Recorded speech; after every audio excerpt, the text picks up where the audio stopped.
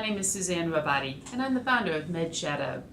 And I'm Jonathan Block. I'm the content manager here at MedShadow. Today we're going to talk to you about a new study that just came out from JAMA. JAMA is the Journal of American Medical Association. It's not a research study. It's an unusual study in that it is evaluating how many drugs were recalled or were sent safety notices after they were approved by the FDA. They did it during the time period of 2001 through 2010. Is that right, Jonathan? Yes, it is. And how many drugs were involved in the trial? Right, they looked at, I believe the number is 222 drugs, and of that number, a rather startling 32% had some kind of safety issue. A safety issue could be a drug safety communication that the FDA puts out. It could mean that the FDA mandates, the addition of what's known as a black box warning, which it means that there's a serious risk associated with the drug. And then in 3 cases, 3 drugs were actually recalled from the market because they were found to be so unsafe that they didn't belong out there in the market. Some of these safety events that prompted these communications, it could have been anything from a skin reaction to liver damage to the drug actually contributing to somebody developing cancer, or even in some rare circumstances, death. So if that's simply a safety communication from the FDA, what would trigger a black box warning? A black box warning is when they look at something that is far more serious, that is a bit more prevalent. A good example of one is that there's a black box warning now on all antidepressants that states that adolescents and children should be monitored closely for signs of suicidal behavior. And that warning came out, that black box warning came out during this study time period. Exactly, right. So the study time period actually looked at all drugs that were brought out between new drugs. They brought out between 2001 and 2010. It's 222 drugs. Right. But the study goes on to 2015 because it takes a period of time. Right.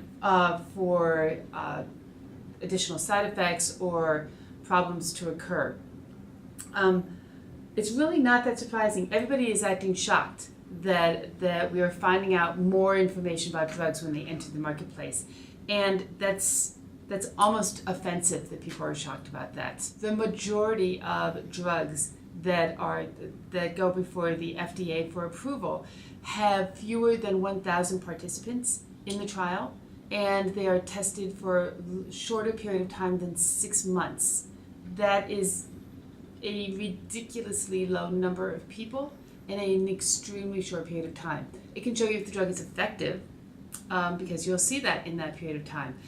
But a common side effect happens in 1 in 100 people who take a drug. An uncommon side effect happens in 1 in 1,000 people who take a drug. When you've got a drug like statins taken by 25 million people, 1 in 1,000 could easily be you. That's a lot of people. But you won't see that in a trial, not unless you get very, very lucky and you happen to hit the lottery and 3 people get the same side effect. Right. I mean, you're bringing up the point, which is something that we talk about a lot in MedShadow, is that a lot of drug safety issues don't become apparent until the drug has been taken by many, many people and has been used by people for a long period of time. And you were mentioning that the clinical trials are relatively for a short period of time and have relatively few people, so you're not really getting an accurate picture of the safety profile of a drug in terms of the clinical trials that are used to gain the approval in the first place. So what these researchers from Yale Medical School decided to do was to look at what drugs going through this process were most likely to have a safety event or a safety communication from the FDA or have a black box warning put on them. And within those categories, they found that drugs that went through the FDA process of priority review or accelerated approval, orphan drug, or near registration deadline were all much more likely to have safety issues after the fact. And let's go backwards and go through those again. Right, you were mentioning accelerated approval and priority review. Those are more expedited reviews by the FDA. For example, priority review is they would only take 6 months to review it.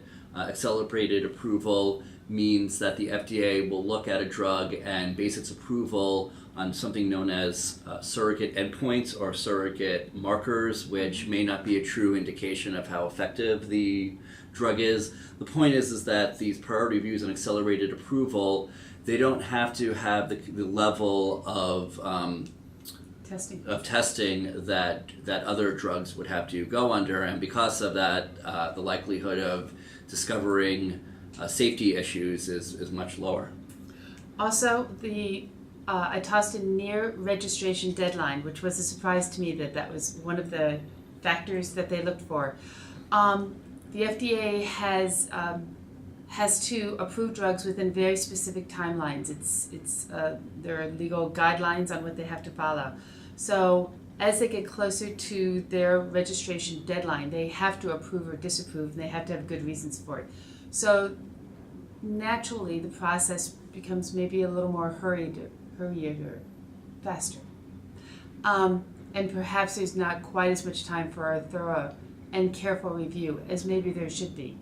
So for 3 out of 4 of the markers that would indicate a drug might be at high risk for having a bad safety profile or a higher risk profile after approval, 3 out of 4 have to do with timing. I've argued for a long time that we rush drugs to the marketplace too quickly.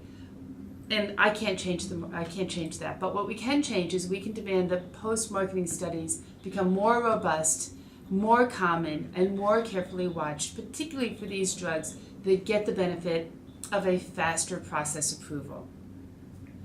What else do we need to tell people about this? No, just one other thing is that there were also certain classes of drugs that were more prone to have a safety issue. The study identified psychiatric drugs used to treat mental illness, and biologics, which are a newer class of drugs that are actually among the most expensive medications available. Those two kinds of drugs are more associated with having safety issues than others. Good. So our takeaway from this, my takeaway, and I think you agree, is that when you're at the doctor's office and you and the doctor, if you come to an agreement that you do want to be taking a medicine, always ask how long has the medicine been on the marketplace. If it's been less than 5 years, you may want to ask if there's an older drug that you can take, because of these 32% of all new drugs between that 10-year period, it was within 5 years that they found new safety problems or black box warnings were put on them. Exactly. Good. Thank you for watching us, and please check out my blog on the same subject at MedShadow.org. Thanks.